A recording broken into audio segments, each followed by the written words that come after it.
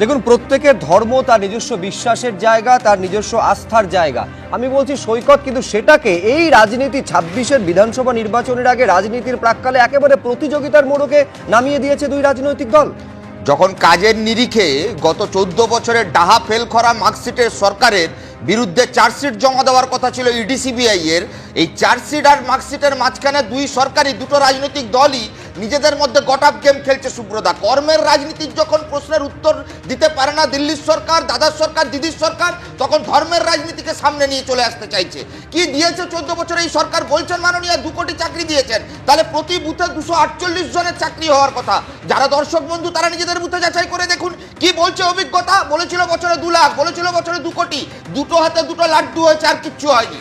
মহাকাল মন্দিরের নামে জমি নিয়েছে, যে জমি বামফ্রন্ট সরকার 700 কোটি টাকার বিনিময়ে আইটি পার্ক করতে চেয়েছিল, সেই জমি মন্দির নির্মাণে তৈরি করা হয়েছে। আর আপনি আমরা ধর্ম রক্ষা করতে ব্যস্ত হয়ে পড়বো, আর মাঝখান থেকে কি হবে না, মাঝখান থেকে আদিবাসীদের ফেক এসটি হবে, এসটি সার্টিফিকেট বিলি হবে, মাঝখান থেকে ওবিসি সার্টিফিকেট জাল হবে, মাঝখান থেকে কি হবে, ওয়াকআপের নাম করে বিজেপি বিরোধিতার একটা মিছিল হবে, মাননীয় বিজেপির কাছ থেকে কন্ট্যাক্ট নিয়ে নেবেন, আর মুসলমানদের সঙ্গে বেইমানি হবে। এই মমতার সরকার ওয়াকআপের জমি কেড়ে নেওয়ার চক্রান্তের অংশীদারি হবেন। হুমায়ুন কবির কি বলেছেন? মাননীয় বলেছেন অধীরবাবুকে হারাতে হবে, তার জন্য একটু এমন কিছু করো। কি বললেন হুমায়ুন কবির? বললেন হিন্দুদের কেটে ভাগীরথীতে ভাসিয়ে দেবো। তৃণমূল বিজেপি হিন্দু মুসলমানের বাইনারি করতে চায়, যে বাইনারিতে মাদারিহাটের তৃণমূলের একজন নেতা, যিনি 6 মাস আগে বিজেপি করতেন, তারপর তৃণমূলে গেলেন, আবার 3 মাস পর আবার ফিরে এলেন বিজেপিতে। এই আয়ারাম গয়ারামের রাজনীতির মাঝখানে চুরি, দুর্নীতি, লুট, এসএসসি, প্রাইমারি, জল জমি জঙ্গল সমস্ত ইস্যু হাওয়া হয়ে যাচ্ছে। রাজবংশীদের 55 বর্মা বিশ্ববিদ্যালয়, মাস্টার আছে, 8000 স্কুল বন্ধ হয়ে গেল, কোনো উত্তর আছে? এই রাজ্যে লক্ষ লক্ষ বেকারদের চাকরি সৈকতগিরি একজন যিনি 21 অব্দি তৃণমূল করলেন, তারপর বিজেপির নেতা হলেন, তিনি বলছেন হিন্দুদের এক হতে হবে, গীতা পাঠ করতে হবে। আর একজন যে 2019-এ বিজেপির ক্যান্ডিডেট ছিল, এখন তৃণমূলের এমএলএ, পেছনে অভিষেকের ছবি লাগিয়ে বলছে আরএসএস এর দালালি করা তৃণমূলের প্রশাসন, তিনি বলছেন মুসলমানদের এক হতে হবে। আসলে এরা কেউ সেকুলার নয়, এরা সব লুটের রাজার।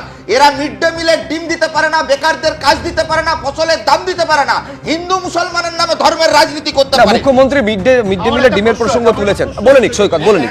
আমি তোমার সঙ্গে বলার সময় বলি, শত্রুঘ্ন সিনহা বিহারে বিজেপি জিতলে শুভেচ্ছা জানায়, শ্রম কোড বিল পাস হলে তৃণমূলের এমপি অ্যাবসেন্ট থাকে, ইন্ডিয়া জোটের বৈঠকে তৃণমূল বিজেপি বিরোধিতার প্রশ্নে অ্যাবসেন্ট হয়ে যায়। আর এই রাজ্যের মাটিতে দাঁড়িয়ে এক দল বলছে চার্জশিট দেবো, আর এক দল বলছে মার্কশিট দেবো, আর মাঝখান থেকে পশ্চিমবাংলার লক্ষ লক্ষ বেকার যুবক, তাদের জীবনটা মৃত্যু সিট তৈরি হয়েছে।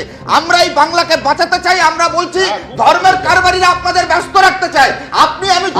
আমি বলছি যখন না আমার খুব স্পেসিফিক প্রশ্ন, এক সেকেন্ড, আমার সৈকতের কাছে এইটা প্রশ্ন যে নিজের রাজ্যের প্রশাসনকে এই বলে হুঁশিয়ারি দিচ্ছেন একজন তৃণমূল বিধায়ক, নির্বাচিত জনপ্রতিনিধি, যিনি আইন প্রণেতা, যে একেবারে কোন রকম চেষ্টা যদি করা হয় আগুন নিয়ে খেলবেন না, বাবরি মসজিদ ধ্বংস করা মার্জনা করবেন, বাবরি মসজিদে ভিত্তিপ্রস্তর যেদিন স্থাপন হবে মুর্শিদাবাদে সেদিনের কথা বলে, 6 ডিসেম্বরের কথা বলে, এ তো নিজের পুলিশ প্রশাসনকে হুঁশিয়ারি দিচ্ছেন রাজ্যের একেবারে যিনি বিধায়ক তৃণমূলের। একদমই, এটা তো পুরো তৃণমূল দলটা এবং পুরো বিজেপি দলের চিত্রনাট্যটা আরএসএস নাগপুর থেকে স্ক্রিপ্টেড করা, যাতে রাম মন্দির, কেউ বলছে রাম মন্দির করব, কেউ বলছে বাবরি মসজিদ করব, 6 ডিসেম্বর টার্গেট করে নেওয়া হয়েছে। দেবস্বম বোর্ডের নামে আপনারা কেন কেরালাতে পয়সা তুলেছেন? কেন দেবস্বম বোর্ডের নামে হিন্দু উত্তর দিন না? বেশ অগ্র দ্রুত। আমার একটা এরা জেলের কোনো অসুবিধা নেই, শুভেন্দু অধিকারী জেলের বাইরে গেল, চাকরি বিক্রি তৃণমূলের নেতা শুভেন্দু অধিকারী জেলের বাইরে। আমি দেখুন, এখন সৈকত বলতে পারে যে মুখ ফসকে সমীর চট্টোপাধ্যায়ের মুখে সত্যি কথা বেরিয়ে গিয়েছে, বলতে চেয়েছিলেন ডিসিপ্লিনারি কমিটি, বেরিয়ে গেছে ডিসিপ্লিনারি কোম্পানি, আমি জানি না, কিন্তু সৈকত বলছি আজ অব্দি আপনি সুব্রত একটা উদাহরণ দেখাতে পারবেন না যে তৃণমূলের মধ্যে থেকে বিজেপির প্রশংসা করে দেওয়া বা বিজেপির সুবিধা করে দেওয়া রাজনীতি করে আজ অব্দি কারোর বিরুদ্ধে কোনো শাস্তি হয়েছে, সে শত্রুঘ্ন সিনহা হোক, কিংবা কল্যাণ বন্দ্যোপাধ্যায় হোক, কিংবা কুণাল ঘোষ হোক, কিংবা হুমায়ুন কবির হোক। 2019-এ বিজেপির ক্যান্ডিডেট থাকা লোকসভা, তাকে তৃণমূল ডেকে এনে টিকিট দিয়েছে বিধানসভায়, একজন সংখ্যালঘু বিধায়ক।